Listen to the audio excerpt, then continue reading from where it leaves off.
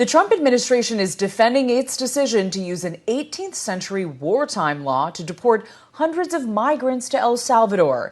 In doing so, the White House might have violated a court order to halt the deportations. Now, the case's plaintiffs are asking the federal judge in the case to force Trump administration officials to explain under oath why they violated that court order. Over the weekend, U.S. District Judge James Boasberg demanded that the government return the planes full of migrants in the air to the U.S. White House Press Secretary Caroline Leavitt answered tough questions on the topic. All of the planes, subject to the written order of this judge, departed U.S. soil, U.S. territory before the judge's written order. But what about the verbal order, which of course carries the same legal weight as a written order, and said for the planes to turn around if they were in the air? There's actually questions about whether a verbal order carries the same weight as a legal order, as a written order, and our lawyers are determined to ask and answer those questions in court. The Trump administration insists that all of the 261 people who were deported on these flights are gang members, including some from MS-13 and some from Tren de Aragua.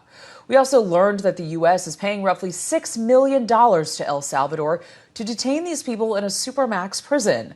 The judge's orders to pause the deportation is in place for 2 weeks, with more court hearings scheduled this week on the topic. Interest rates can impact a lot in our lives. Low interest rates can make debt a little more cost efficient. High interest rates can make debt more expensive. It can also impact your savings account too. This week, the Federal Reserve is meeting to decide which direction interest rates should go. Tuesday marks the beginning of a 2-day meeting of the Federal Reserve. Economists and Wall Street forecasters expect no change in interest rates when the meeting concludes Wednesday afternoon.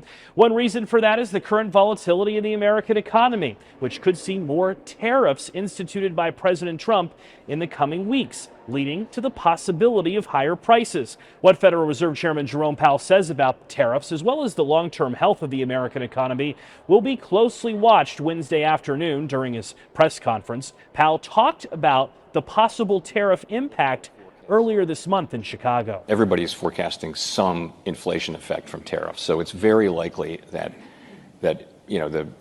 if tariffs are imposed, and let's remember, we really don't know what's happening yet. We're at a stage where we're still very uncertain about what will be tariffed, for how long. The Federal Reserve hasn't cut interest rates since last December. They haven't raised interest rates since the summer of 2023. Joe St. George, Scripps News Group, Washington.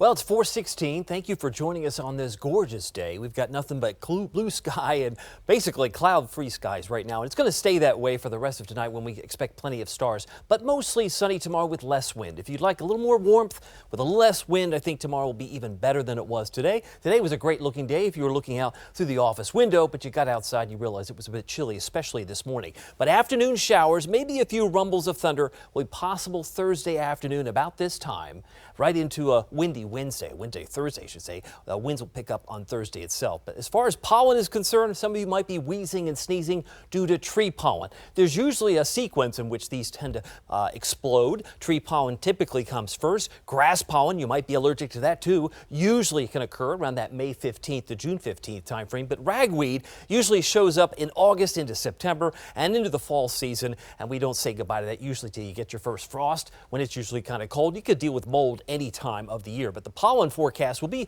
up and still pretty high even on Thursday, despite the fact that the wind is blowing, and juniper, birch, sycamore, some of the tree pollens that might be actually causing us to sneeze. It's not just anyone, everybody can feel that kind of situation. High pressure down to the south. We're dealing with a north wind today, so we're virtually cloud free across the area.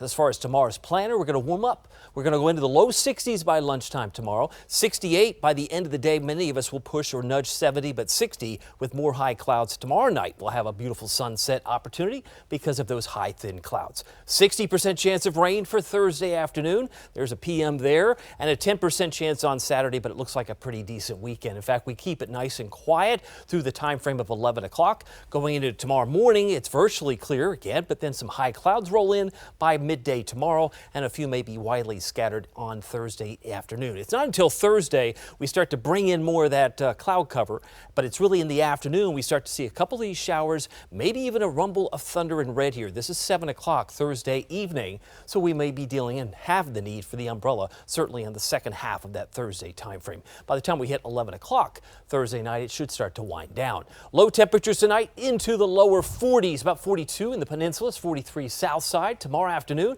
68 around here in Norfolk and Hampton Roads, about 70 for North Carolina, not bad at all. In fact, you can see the News 3 7-day forecast and temperatures.